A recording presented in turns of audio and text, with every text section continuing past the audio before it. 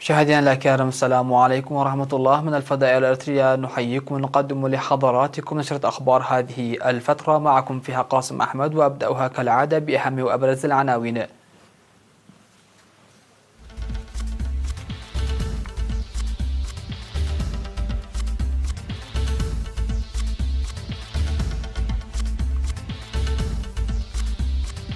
افتتاح مهرجان الإريترينا في اسكندنافيا. الشباب المهنيون يوضحون بأن الساوة هي أساس التطور المهني. سيمينار لأصحاب المرافق الخدمية في حقات. بريطانيا تبدأ مرافقة جميع سفنها عبر مضيق هرمز.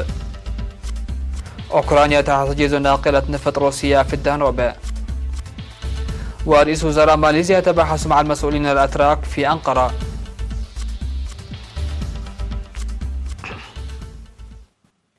أهلا بكم إلى تفاصيل النشرة.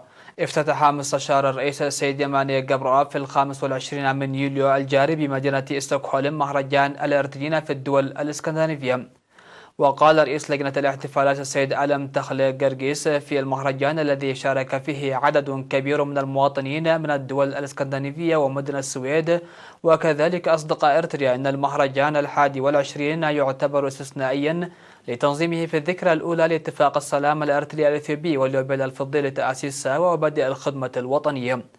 من جانبه أوضح القائم بأعمال السفارة الإريترية في الدول الإسكندنافية السيد يوناس مانا أن مهرجان إريتريا واستمراريته وتطور المشاركة فيه ينقل رسالة هامة، وشكر كافة المساهمين لتنظيم المهرجان. وقام مستشار الرئيس السيد يماني جابرآب بجولة لأجنحة المهرجان وتفقد محتوياته ودشن معرض النضال. وتحيي الفرقة الفنية التي ذهبت من إريتريا والفرقة المكونة من أوروبا حفلات فنية في المهرجان الذي يستمر حتى الأحد 28 من يوليو الجاري.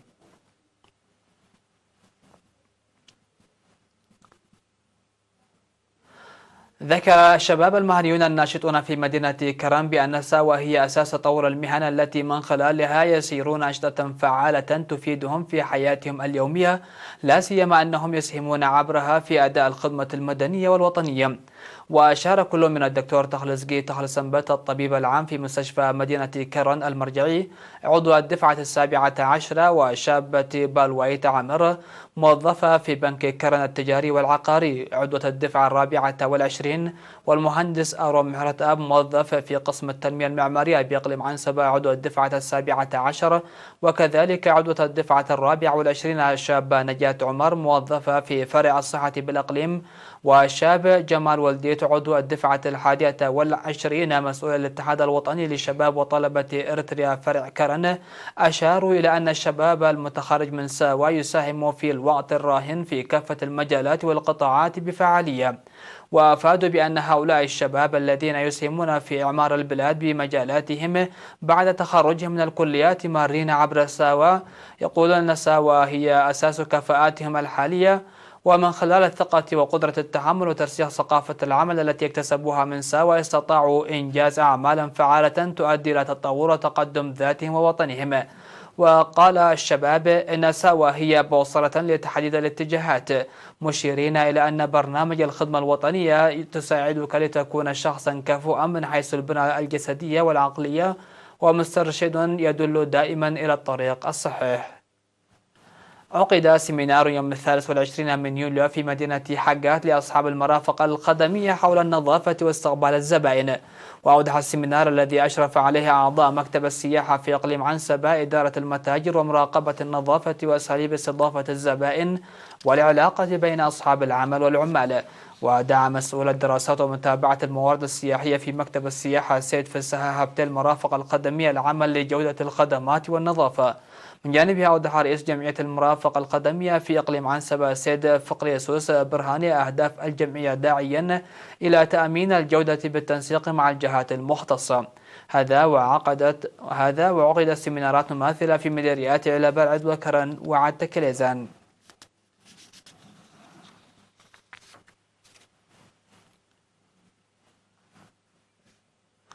قام مكتب وزارة الصحة بالإقليم الأوسط بأنشطة توعية للسيطرة على الأمراض عامة والأمراض المعدية خاصة بمناسبة الأسبوع الوطني للسيطرة على مرض الملاريا المنظم من 24 وحتى 31 من يوليو.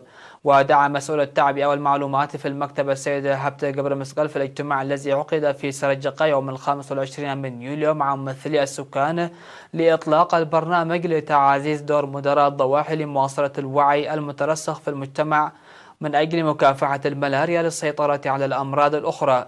وذكر مسؤول متابعة الملاريا السيد ملس جبريسوس أن الملاريا انخفض لأدنى مستوى في البلاد، ومع ذلك على وكلاء الصحة القيام بمتابعة جادة للحيلولة دون حدوث انتكاسة. من جانبه أوضح مسؤول صحة البيئة السيد أبره الليبلاي أن معظم الأمراض يمكن تجنبها بإصحاح البيئة، مشيرا إلى إصحاح البيئة معظم قرى الأوسط عبر برنامج نظافة البيئة الذي بدأ عام 2008.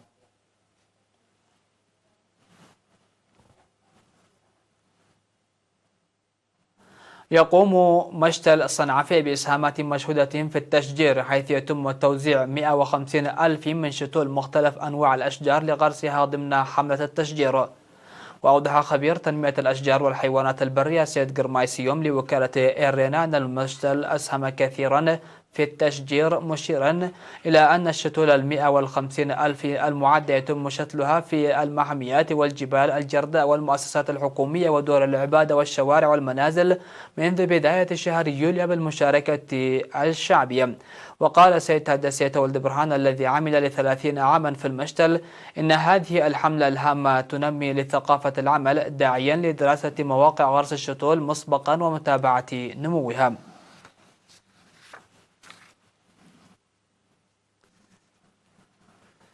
شهدت مديرية صورونا إنجاز أعمال نفير واسعة وفعالة تمثلت في حفظ المياه وحماية التربة بمشاركة واسعة من السكان والطلاب وأعضاء قوات الدفاع. وأوضح الشاب مبرهتوم مزقبي القائم بأعمال مكتب الزراعة في المديرية بأن البرنامج يشتمل على أنشطة التشجير وبناء مدرجات قنواتية وإصلاح الأراضي المنجرفة، حيث شهد البرنامج غرس حوالي 5000 شتلة، وكذلك بناء مدرجات قنواتية بطول 1600 كيلومتر.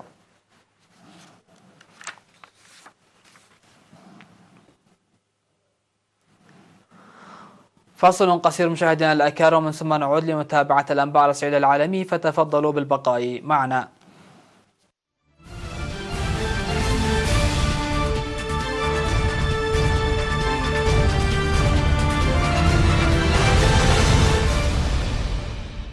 أهلا بكم. الأنباء على الصعيد العالمي. بدأت بريطانيا في إرسال سفينة حربية لمرافقة جميع السفن التي ترفع علمها عبر مضيق هرمز في تغيير في السياسة أعلن بعد ما قالت الحكومة سابقا إنها لا تملك الموارد العسكرية الكافية لذلك. وتصاعدت التوترات بين إيران وبريطانيا منذ احتجاز طهران ناقلة ترفع علم بريطانيا في المضيق الهرمز، وجاء ذلك التحرك بعد توقيف القوات البريطانية ناقلة نفط إيرانية قرب جبل طارق. قالت بريطانيا أنها كانت متجهة إلى سوريا بالمخالفة للعقوبات المفروضة من الاتحاد الأوروبي. وفي وقت سابق نصحت الحكومة السفن السابقة البريطانية بعدم المرور عبر مضيق هرمز وإخطار البحرية مسبقا إذا كانت تنوي المرور. وتعمل بريطانيا على تشكيل مهمة حماية بحرية بقيادة أوروبية لضمان سلامة الأبحار عبر مضيق هرمز بعد احتجاز إيران للناقلة، والذي وصفته لندن بأنه عمل من قبل قرصنة الدولة.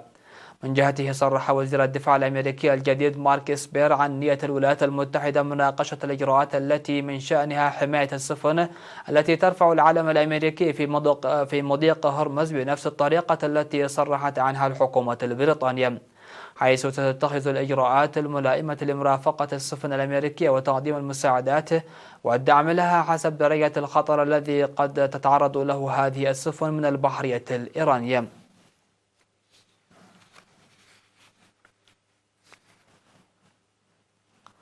قال جهاز الأمن الأوكراني يوم الخميس أنه احتجز ناقلة روسية في ميناء إسماعيل الأوكراني بزعم تورطها في حادث وقع في نوفمبر بمضيق كيرتش وأدى لاحتجاز 3 سفن أوكرانية. وقال الجهاز في بيان إنه تحفظ جهاز الأمن الأوكراني ومكتب المدعي العسكري على الناقلة الروسية نيما التي كانت قيادة حركة السفن حربية أوكرانية في مضيق كيريتش. واحتجزت روسيا السفن وأفراد أطقمها في المياه التي تفصلها عن شبه جزيرة القرم والتي ضمتها موسكو لها في 2014. وفي موسكو نقلت وكالة الإعلام الروسية عن وزارة الخارجية الروسية تحذيرها لأوكرانيا من العواقب إذا تم اعتقال أي من أفراد طاقم الناقلة الروس. ونقلا عن السفارة الروسية في أوكرانيا، فقد أفرجت السلطات الأوكرانية حاليا عن أفراد الطاقم، في حين لا تزال الناقلة محتجزة باعتبارها دليل مادي سيلعب دورا مهما في القضية التي ستتابعها الحكومة الأوكرانية في هذا الصدد.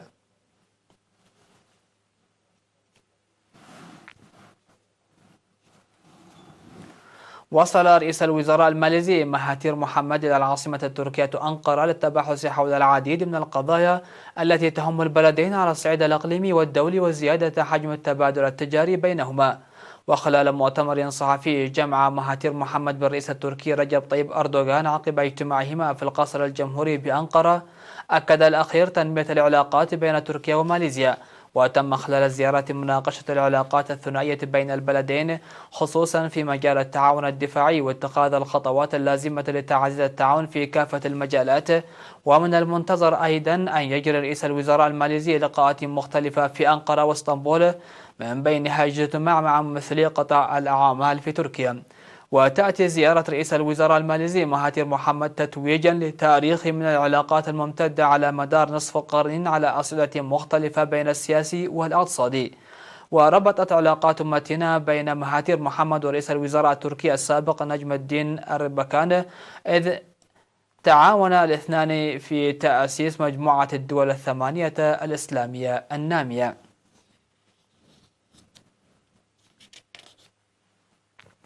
الخبر الأخير في هذه النشرة: تقام مسابقات الغطس من على الجسر الواقع في أوراه إفشيس فوق نهر دربن في كوسوفو منذ عقود، حيث يمكن للمتسابقين الغوص بطريقتين: إما الغوص بأذرعهم فوق رؤوسهم بأسلوب غوص السونونو، أو عن طريق القفز مباشرة في المياه. ويمكن القفز من على هذا الجسر على ارتفاعين مختلفين 10 أمتار أو 22 مترا. وتستقطب هذه المسابقات مشاركين مختلف الأعمار تتراوح بين 17 و 75 عاما، سواء للمشاركة أو الاستمتاع بالمشاهدة فقط. يذكر أن هذه المسابقات انقطعت بسبب حرب كوسوفو في أواخر التسعينيات، لكنها عادت في عام 2014.